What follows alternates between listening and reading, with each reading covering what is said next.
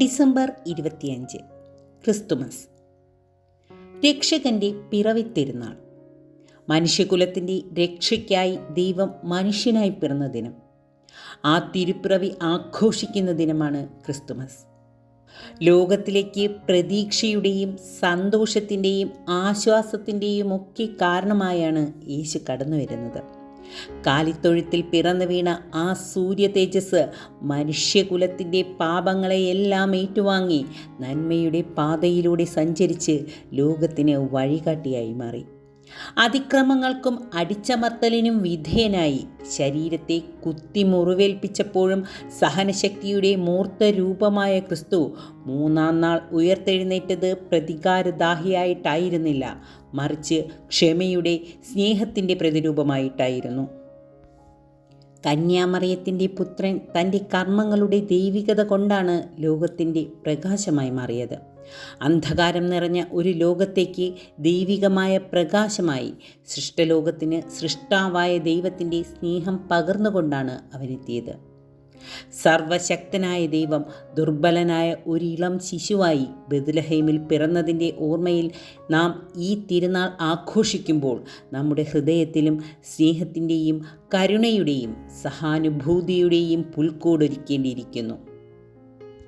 നമ്മുടെ സുഖാസ്വാദനങ്ങൾക്കൊപ്പം തന്നെ അന്യൻ്റെ സങ്കടങ്ങൾ മനസ്സിലാക്കാനും അവൻ്റെ കണ്ണീരൊപ്പാനും നമുക്കാവണം.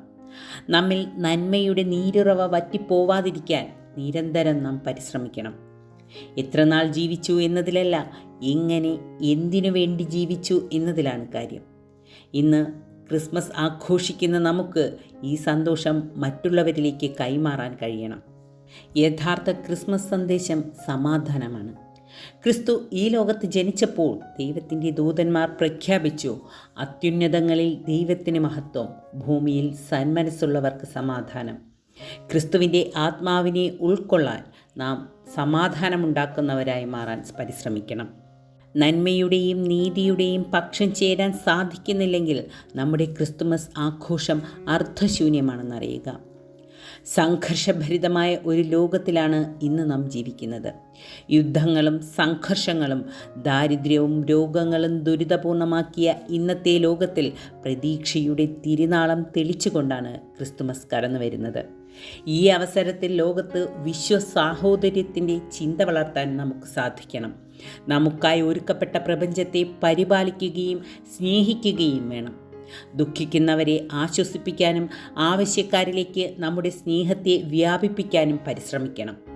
വിദ്വേഷവും കലഹവും ഉള്ളിടത്ത് സ്നേഹത്തിൻ്റെ സന്ദേശമെത്തിക്കാൻ നമുക്ക് കഴിയട്ടെ. അനുരഞ്ജനമാണ് ക്രിസ്മസിൻ്റെ സന്ദേശം. സമാധാനമാണ് അനുരഞ്ജനത്തിലേക്ക് നയിക്കുന്നത്. ഞാൻ നിങ്ങളെ സ്നേഹിച്ചതുപോലെ നിങ്ങളും പരസ്പരം സ്നേഹിക്കണം എന്നാണ് ക്രിസ്തു നമ്മെ പഠിപ്പിച്ചത്. ഒരു ദിവസം കൊണ്ട് അവസാനിക്കേണ്ട ആഘോഷമല്ല ക്രിസ്തുമസ്.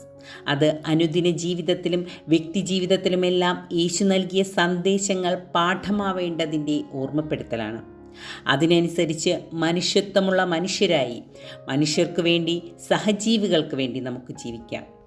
ലോകത്തിൻ്റെ എല്ലായിടങ്ങളിലും വേദനയിലും ദുരിതങ്ങളിലും ജീവിക്കുന്ന ഓരോ മനുഷ്യരുടെയും ഹൃദയങ്ങളിൽ ആനന്ദവും ആശ്വാസവും നിറയ്ക്കാൻ ഈ തിരുപ്പിറവിയുടെ ആഘോഷങ്ങൾക്ക് കഴിയട്ടെ എന്ന് ആത്മാർത്ഥമായി പ്രാർത്ഥിച്ചുകൊണ്ട് ഏവർക്കും ഹൃദയം നിറഞ്ഞ ക്രിസ്തുമസ് ആശംസകൾ. നന്ദി.